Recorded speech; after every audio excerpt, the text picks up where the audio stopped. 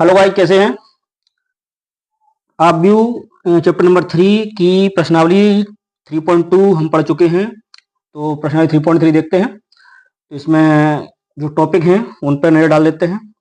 तो इसमें हम पढ़ेंगे आव्यूह का परिवर्त, ट्रांसपोज ऑफ ए मैट्रिक्स। तो समझना क्या होता है ट्रांसपोज। किसी आव्यूह ए की पंक्तियों तथा स्तंभों का परस्पर विनिमय करने से प्राप्त आव्यूह आव्यूह ए का परिवर्त कहलाता है। इसे ए डैश या ए टी ऊपर घात की तरह लगाते हैं, ए टी से प्रदर्शित करते हैं। ठीक है, तो जनरली इसको हम ए डैश से प्रदर्शित करेंगे। अगर कहीं आप एक के ऊपर अगर टी लगा हुआ है तो समझ जाएंगे ये ट्रांसपोज ऑफ मैट्रिक्स या आव्यूह के परिवर्त की बात हो रही है। तो एग्जाम्पल है, देखें जरा। पहला एग्जाम्पल ए बराबर, इसके 2/2 का आव्यूह है 2 4 - 1 3। ठीक है, तो इसका हमें जब परिवर्त निकालना है तो क्या करेंगे, हमने पहले तो ये आव्यूह लिख दिया, उस पर डैश लगा दिया है। और जब डैश का परिवर्त करेंगे तो ये 2 4 जो पंक्तियों में लिखे थे उन 2 4 का तो स्तंभ बना दिया, -1 3 दूसरी पंक्ति थी उसको हमने दूसरा स्तंभ बना दिया। तो ये बन गया, इसका परिवर्तन निकल के आ गया। ठीक है, इसी तरह ये सेकंड एग्जांपल है कि 2 4 6 और 2 0 - 5। यहां जो आव्यूह दिया गया है इसकी कोटि देखेंगे हम तो 2y 3 है। ठीक है, अब इसका जब परिवर्तन निकालेंगे तो क्या करना है, ये जो पंक्तियां 2 4 6 थी उनको ऐसे लिख देना है 2 4 6। दूसरी पंक्ति 2 0 - 5 थी, उसका दूसरा स्तंभ बना देना है। ठीक है, तो पंक्तियां स्तंभ में बदल गए तो यहां भी चेंज हो जाएगा। पंक्ति यानी पहले 2 पंक्ति थी, अब 3 पंक्ति हो गई, और 3 स्तंभ थे, अब 2 स्तंभ हो गए। तो ये हो गया इसका ए डैश। ठीक है, अब इसके जो गुणधर्म है उन पर नजर डाल लेते हैं कि अगर हमें ए प्लस बी का डैश निकालना है तो ये आराम से ए डैश प्लस बी डैश दोनों पर अलग अलग वितरित हो जाएगा। सेम इसी तरह से ए माइनस बी का डैश है तो वो ए डैश माइनस बी डैश के बराबर होगा। लेकिन अगर ए बी का डैश यानी ए और बी दोनों को गुणा करके उसका हम डैश निकालेंगे तो ये बी डैश इंटू ए डैश के बराबर होता है। ठीक है, इसका ध्यान रखना पड़ेगा और ये बहुत मोस्ट इंपॉर्टेंट है। ए बी का dash equal to B dash E dash कई जगह इसका यूज होगा, इसको प्रूव भी करेंगे एक्सरसाइज में। क्वेश्चन नंबर 4 है कि ए डैश का डैश, सॉरी पॉइंट 4 है कि ए डैश का डैश मतलब किसी आव्यूह का परिवर्तन निकाला, उसका हम फिर से परिवर्तन निकालेंगे तो दोबारा वही आव्यूह में मिल जाएगा। ठीक, तो ये तो होता है आव्यूह का परिवर्त। अब इस आव्यूह के परिवर्त के द्वारा कुछ स्पेशल केस है। तो अब पढ़ेंगे हम इसमें, नेक्स्ट टॉपिक है सिमेट्रिक मैट्रिक्स, सममित आव्यूह। तो सममित आव्यूह क्या होता है कि सममित आव्यूह की परिभाषा दी गई है कि एक वर्ग आव्यूह ए सममित कहलाता है यदि A dash equal to A. Simple सी बात है कि कोई वर्ग आव्यूह है और उसका हमने ट्रांसपोज निकाला और वो सेम उसी आव्यूह के बराबर आ रहा है तो हम बोल देंगे ये कैसा है कि ये एक सममित आव्यूह है। ठीक है, तो एग्जाम्पल देखते हैं कि ए बराबर एक एग्जाम्पल दिया है 2 5 5 4। इसका हमने परिवर्तन निकाला ए डैश इक्वल टू, तो 2 5 5 4 जिस तरह लिखा था उसको इस तरह लिख दिया, तो 2 5 5 4। और जरा गौर करेंगे तो देखेंगे ये सेम वही आव्यूह है जो पहले था, यानी कि परिवर्तन करने पर उसमें कोई अंतर नहीं आया। तो ए डैश इक्वल टू किसके बराबर है, ए के बराबर है। तो अगर बोल देंगे ये जो था वो कैसा था, सममित आव्यूह था। सेम इसी तरह से हम एक आव्यूह ए मान लें, दूसरा दिया गया है एग्जाम्पल ये 1 4 6 4 2 7 6 7 3। इसका जब हमने परिवर्तन निकाला तो यहां भी दिखाई दे रहा है कि 1 4 6 ऐसे लिखे थे, हमने ऐसे लिख दिए। 4 2 7 जो दूसरी रो थी हमने दूसरा स्तंभ बना दिया। 6 7 3 तीसरी रो थी, इसका तीसरा स्तंभ बना दिया। लेकिन जब चेक करेंगे तो दिखाएंगे आप कि ए डैश और ए में कोई अंतर नहीं है, ए डैश ए के बराबर है। तो यहां बोलेंगे हम कि ए डैश और ए बराबर हैं दोनों, अतः ये दिया गया एग्जाम्पल है ए वो भी एक सममित आव्यूह है। ठीक है, अब जरा इसमें एक हम सिमुलेटिव तलाशने की प्रयास करेंगे कि जैसे ये हमने देखा था यहाँ पे कि सममित आव्यूह की पहचान हम देख के सममित आव्यूह कैसे पहचान सकते हैं। ए डैश तो निकालेंगे ही, लेकिन हम देख के पहचान सकते हैं कि सममित आव्यूह होगा या नहीं होगा। तो सममित आव्यूह की पहचान जरा देखेंगे यहाँ पे, यहाँ तो ये विकर्ण के अवयव हैं, ये दोनों अवयव यहाँ सेम थे। ठीक है, इसमें देखें जरा, विकर्ण के अवयव तो 1 2 3 है, लेकिन ये 4 है तो यहाँ 4 आ गया, ये 6 है तो यहाँ 6 है, ये 7 है तो यहाँ 7 है। तो कहने का मतलब ये है कि विकर्ण के अवयव कुछ भी हों और ये वाले अवयव अगर हम सेम ले लेंगे तो जो आव्यूह मिलेगा हमें वो सममित आव्यूह मिलेगा। ठीक है, एक एग्जाम्पल और करके देखते हैं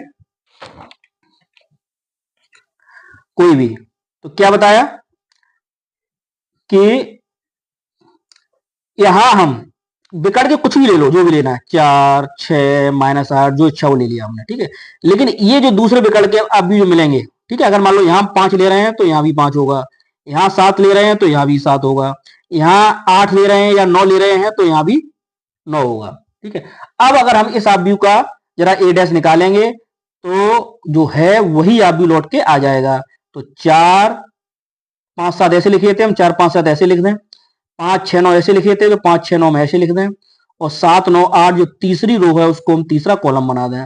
जरा आप चेक करेंगे आप तो ए डैश और ए दोनों में बराबर ही मिलेंगे, ठीक है। तो हम देख कर ही पहचान सकते हैं कि सममित आव्यूह है या नहीं है, ठीक। तो अगर हमें सममित आव्यूह प्रूव करना हो, कोई आव्यूह दिया जाए और प्रूव करिए कि सममित आव्यूह है या नहीं, तो हमें उसका ए डैश निकालें, और अगर उसी के बराबर आ जाता है, ए के बराबर, तो हम कह देंगे सममित आव्यूह है, ठीक है। नेक्स्ट टॉपिक,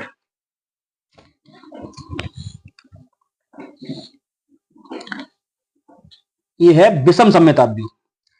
विषम सममित आव्यूह क्या होता है कि एक वर्ग आव्यूह ए विषम सममित कहलाता है कि यदि A dash equal to minus ए। तो इसका मतलब क्या हुआ कि अगर हमने ए डैश निकाला और वो ए के बराबर सीधा सीधा ना आए, लेकिन माइनस कॉमन लेने पर अगर ए के बराबर आ जाए, तो हम कह देंगे कि वो कैसा है, विषम सममित आव्यूह है।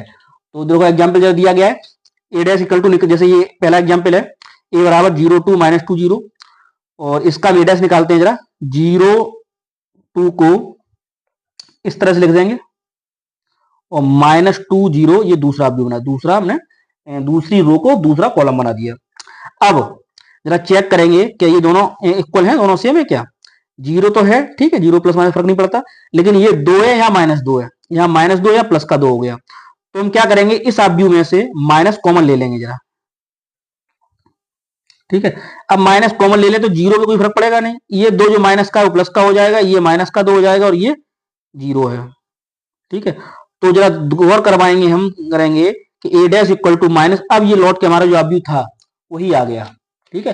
तो अगर लौट के वही आव्यूह आ जाएगा तो हम बोल देंगे कि यह एक विषम सममित आव्यूह है, ठीक है।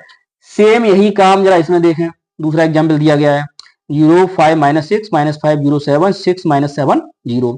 तो इसमें जरा ये जो पहली रो है इसको पहला कॉलम बना देते हैं, दूसरी रो है इसको दूसरा कॉलम बना देते हैं, और तीसरी रो को हम तीसरा कॉलम बना देते हैं, ठीक है।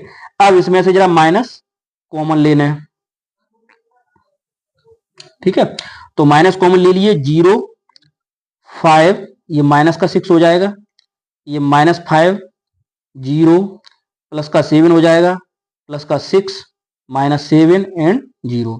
अब जरा हम चेक करेंगे तो ये लौट के जो आव्यूह था हमारा वही आ जाएगा।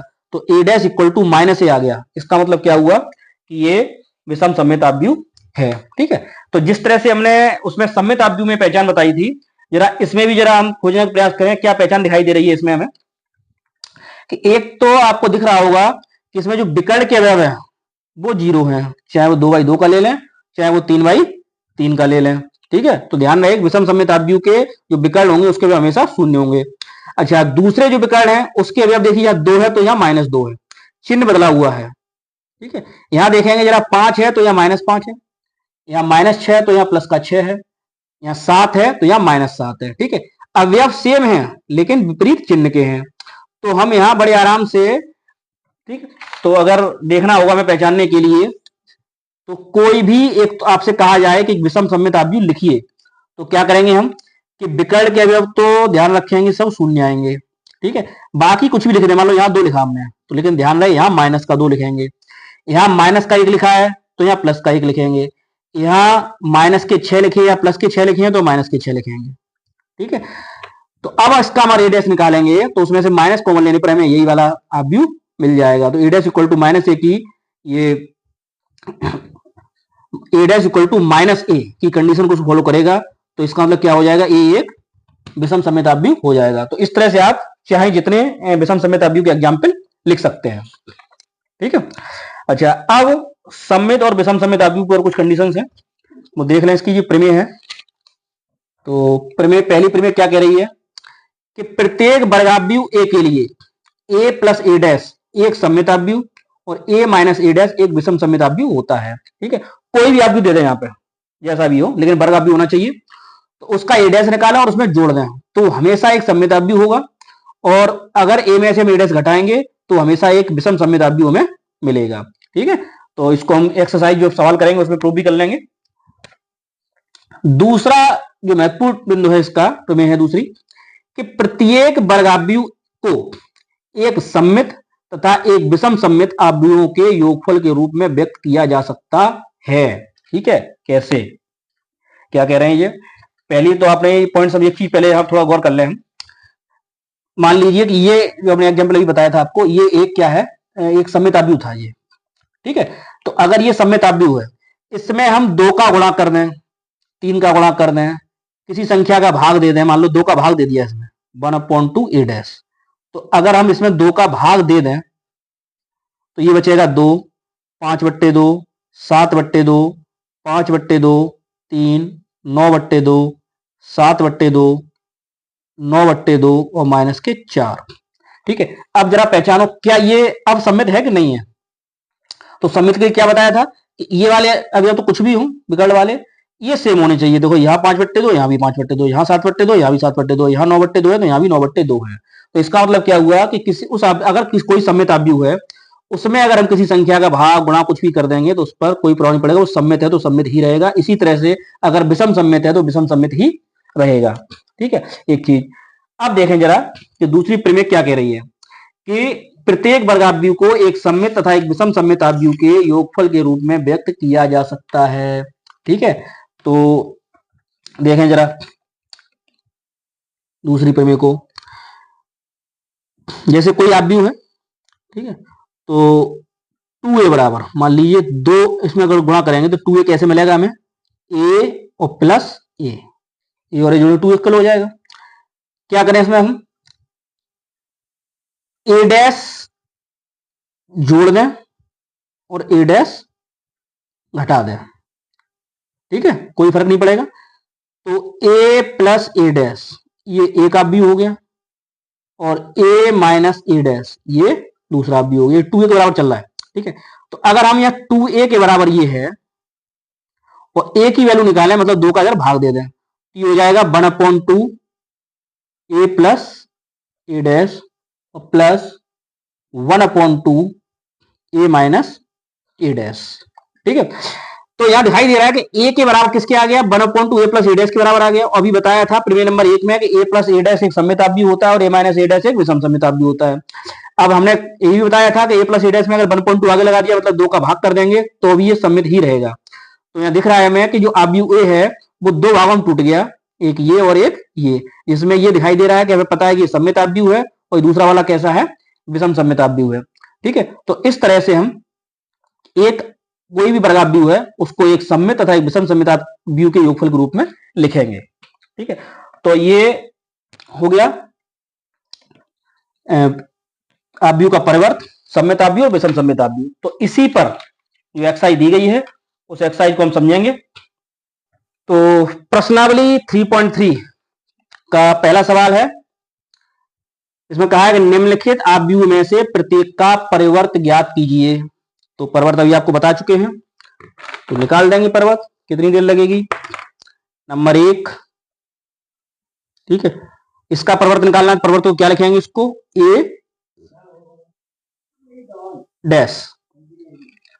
ठीक है, तो a डैश जब लिखेंगे इसको, तो ये परिवर्त का मतलब क्या है कि हमें आप पंक्तियों को स्तंभ में बदल देना है। ठीक है, तो ये इस तरह जो लिखा हुआ है, ठीक है, और स्तंभ को पंक्ति में, तो इसमें केवल स्तंभ है, इस स्तंभ को हम पंक्ति में बदल देंगे। तो 5 1/2 और -1। ठीक है, ये आ गया पहले का परिवर्त। मान लो दूसरे आव्यूह को इन्होंने b मान लिया है तो b डैश निकालना है। तो b डैश के लिए क्या करेंगे, 1 -1 लिखा हुआ है तो इस तरह लिख दीजिए इसको, 2 3 दूसरी जो रो है उसको दूसरा कॉलम बना दीजिए, ये b डैश आ गया। और सेम इसी तरह c डैश निकालना है तो c डैश में क्या करेंगे कि ये जो रो है यानी -1 5 6 उसको कॉलम बना दीजिए, √3 5 6 दूसरा कॉलम और 2 3 एंड -1 ये तीसरा कॉलम। ये परिवर्त आ गया तीसरे आव्यूह का। ठीक है, तो इसमें कुछ विशेष बात है नहीं। क्वेश्चन नंबर 2, तो क्वेश्चन नंबर 2 क्या कह रहा है कि दो आव्यूह दिए गए हैं a और b और इसमें सत्यापित करना है हमें कि ए प्लस बी का dash equal to A dash plus B dash, और दूसरा ए माइनस बी का dash equal to A dash minus B dash. तो ये जो परिवर्त में जो कंडीशंस लिखाई गई थी वहां इनको हमें प्रूव करना है। ठीक है, तो देखते हैं, करते हैं इनको। तो करना क्या है, हमें ए प्लस बी का डैश निकालना है। तो हमारे पास ए और बी है, तो पहले दोनों को जोड़ दें, ए प्लस बी मिल जाएगा हमें, और उनका हम परिवर्तन निकाल लेंगे, ए प्लस बी का डैश मिल जाएगा। उसके बाद ए डैश बी डैश निकाल लेंगे और उन दोनों को जोड़ देंगे। तो देखते हैं, सबसे पहले निकालते हैं ए प्लस बी। ठीक है, तो पहला सॉल्व कर रहे हैं पहले हम इसको, ए प्लस बी। तो ए प्लस बी के लिए लिख रहे हैं दोनों आप, ए प्लस बी। तो -1 2 3 5 7 9 -2 1 1 -4 1 -5 1 2 0 1 3 1। ओके, तो जोड़ दीजिए दोनों को।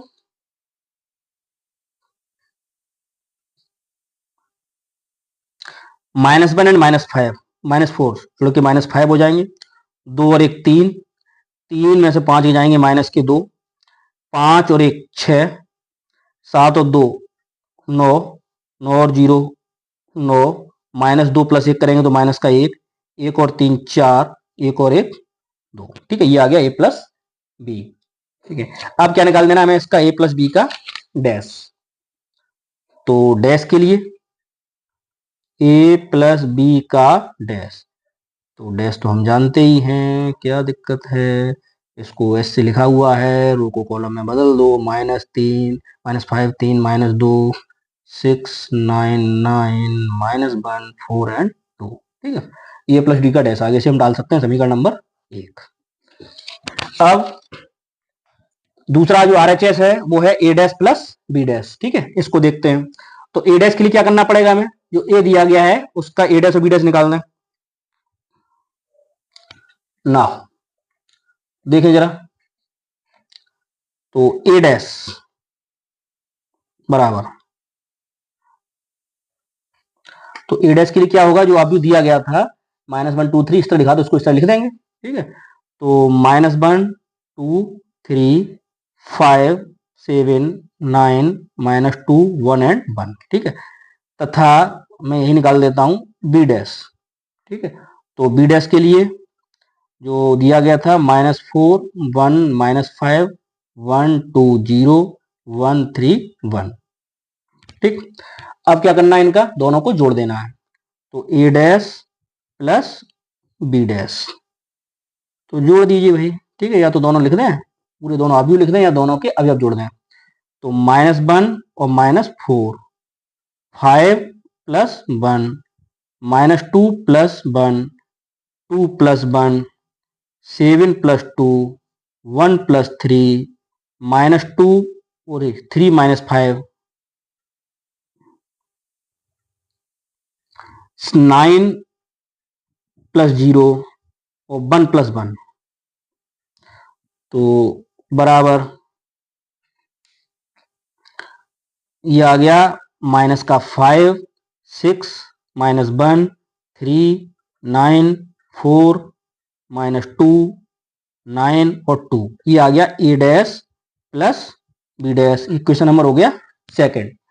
तो अब जरा फर्स्ट और सेकंड दोनों इक्वेशन में दिखाई दे रहे हैं, तो इन पर नजर डाल लें कि समीकरण 1 ये है और समीकरण 2 ये है। ठीक है, तो इस पर जब देखेंगे कोई अंतर है इसमें आरएचएस में, कोई अंतर नहीं है, तो लिख देंगे कि समीकरण 1 व 2 से स्पष्ट है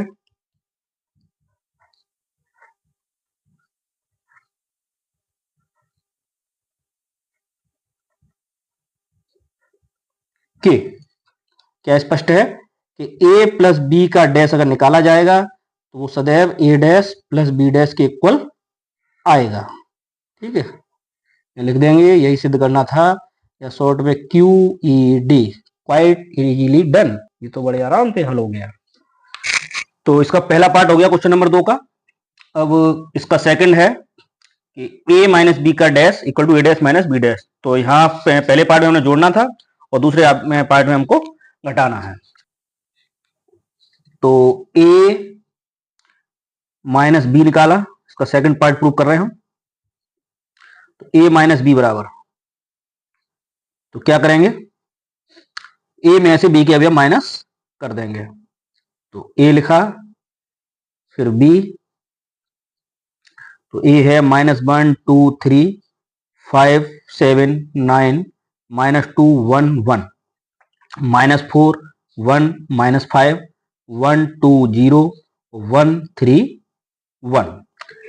तो कर दीजिए माइनस, -1 में से -4 माइनस करेंगे तो प्लस का 4 हो जाएगा, और माइनस कॉमन इन प्लस का 3 बचा, 2 में से 1 जाएगा 1, 3 में से फिर ये माइनस का 5 है तो प्लस का 5 हो जाएगा, 5 और 3 8, 5 में से गया 4, 7 में से 2 जाएगा 5, 9 में से 0 9, -2 में से एक और माइनस करेंगे तो माइनस के 3, 1 में से 3 माइनस के 2, और 1 में से गया 0। तो ये माइनस बी आ गया। ठीक है, अब क्या करेंगे, इसका हम ए माइनस बी का डैश निकालेंगे। तो डैश रो को कॉलम में चेंज कर दें, तो 3 1 8, 3 1 8, 4 5 9, 4 5 9, और -3 -2 0। ठीक है, ये माइनस बी का डैश आगे से डाल देते हैं, समीकरण नंबर हम 1। अब निकालना है ए डैश माइनस बी डैश। ठीक है, तो ए डैश और बी डैश हम निकाल चुके थे। ठीक है, इन्हीं दोनों को हम माइनस कर देते हैं। ठीक है, तो ए डैश माइनस बी डैश निकालेंगे,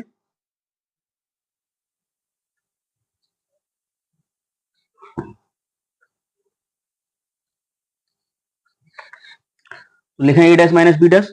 तो ए डैश है -1 5 -2 2 7 1 3 9 1, बी डैश है -4 1 1 1 2 3 -5 0 1।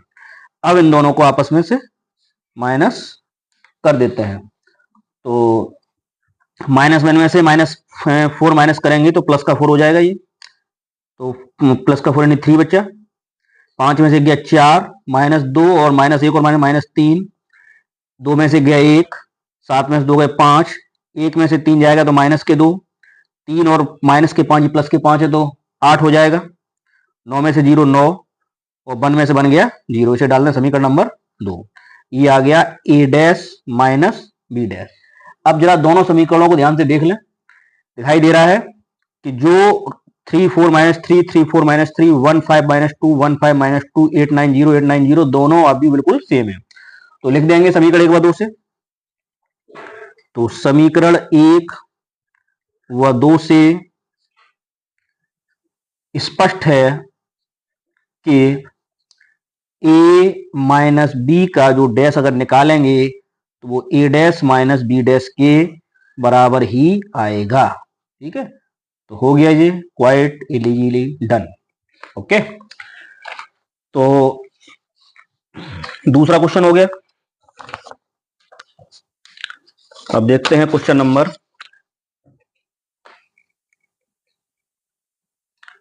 तो देखिए क्वेश्चन नंबर 3 सेम इसी तरह से। ठीक है, पर ध्यान रहे यहां जो वैल्यू दी गई है वो ए डैश की दी गई है और बी की दी गई है। तो ए डैश से हम चाहें तो ए निकाल सकते हैं, ठीक है, और बी डैश बी से बी डैश निकाल सकते हैं। तो ए डैश दिया गया है तो इससे ए निकालना पहले, तो ए बराबर, तो ए डैश का भी जब डैश कर देंगे हम, ठीक है, तो वो हमें ये कैसे निकलेगा, ए डैश का डैश।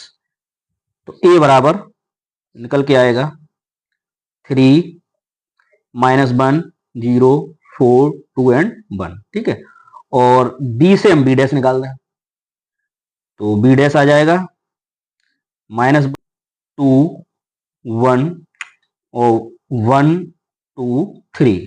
ठीक है, ये आ गया बी डैश, ये 1 है। तो अब पहला पार्ट प्रूव करने के लिए हमें क्या करना पड़ेगा, हमारे पास A B A dash B dash चारों आ गए। अब हमें पहला पार्ट के लिए ए प्लस बी निकालना है। तो पहले ए प्लस बी निकालिए, सॉरी पहले ए प्लस बी निकलेगा, डैश तो हम बाद में निकालेंगे। तो a प्लस बी के लिए दोनों अवयव जोड़ देने हैं। 3 -1 0 4 2 1 और प्लस b है -1 2 1 1 2 3। तो जोड़ दीजिए।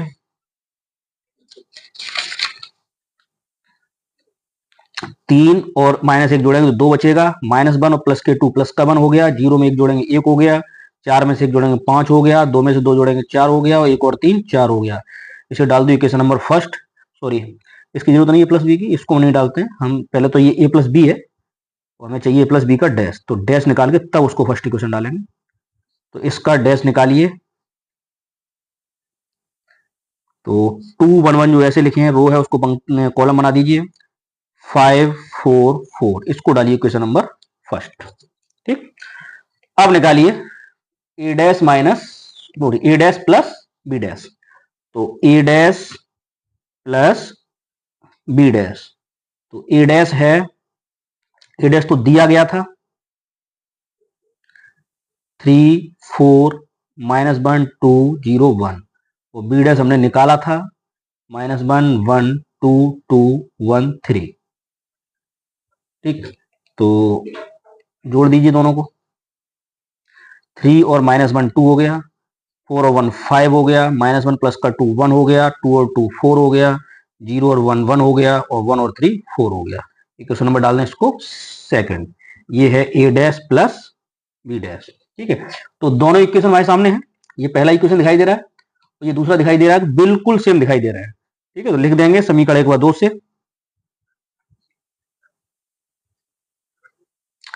a प्लस बी का जो डैश आएगा वो a dash plus B dash के बराबर आता है। ठीक है, तो ये क्वेश्चन नंबर 30 का पहला, तीसरे का पहला पार्ट हो गया और सेम इसी तरह उसका सेकंड क्वेश्चन आप अपने आप करिए। ठीक है, हो जाएगा बड़े आराम से, कोई प्रॉब्लम नहीं है। क्वेश्चन नंबर देखते हैं अब 4। तो 4 में क्या निकालना है, a प्लस 2b का डैश। तो क्या करें हम, या दो अवयव दिए गए, a डैश दिया गया, b दिया गया है, तो a प्लस 2b निकाल के उसका हम डैश निकाल सकते हैं, या चाहे तो a डैश प्लस 2b कोष्टक खोल कर अलग अलग निकाल सकते हैं। तो यहां से जब a डैश बराबर दिया गया है तो a बराबर क्या होगा, a होता है a डैश का डैश। तो a डैश का डैश निकाल दें, -2 3 ऐसे लिखा हुआ है, तो -2 3 1 2, ये तो a की वैल्यू आ गई। ठीक है, b में हम 2 का गुणा कर लें तो 2b बराबर, तो 2b क्या होगा, इसके सभी अवयवों में 2 का गुणा हो जाएगा, तो -2 0 2 2 दूनी 4। ठीक है, अब a प्लस 2b निकाल लें, तो a प्लस 2b बराबर, तो a है -2 1 3 2 प्लस 2b है -2 0 2 एंड 4।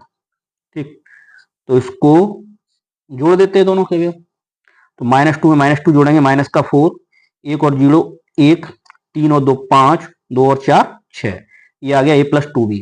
और निकालना है हमें a प्लस 2b का डैश। तो डैश के लिए इसका डैश निकाल दो, बस बदल दो, परिवर्त चाहिए तो -4 1 5 एंड 6, ये आ गया a प्लस 2b का डैश। ठीक, अब आता है क्वेश्चन नंबर 5। तो क्वेश्चन नंबर 5 में अभी तो हमने प्रूव किया था a प्लस बी का dash equal to a dash plus B dash and a minus B का dash equal to a dash minus B dash. अब यहाँ गुणा वाला आइडेंटिटी है कि a b का डैश है वो b dash into a dash के इक्वल आएगा।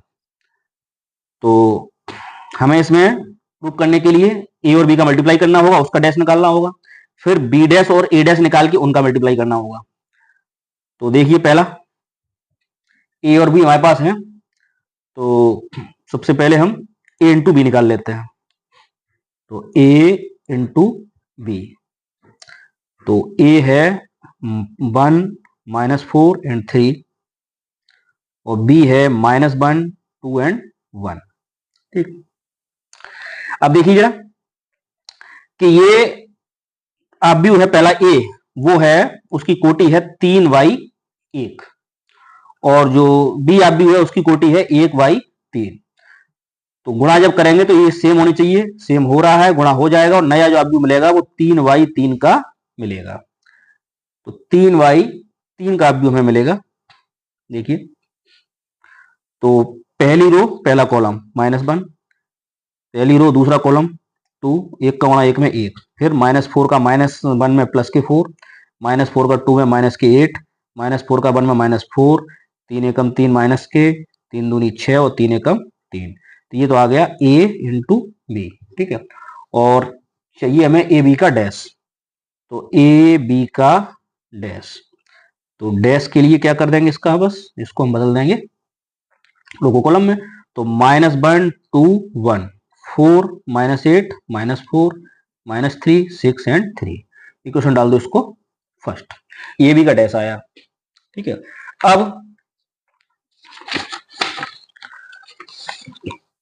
अब निकालना है हमें बी डैश ए डैश।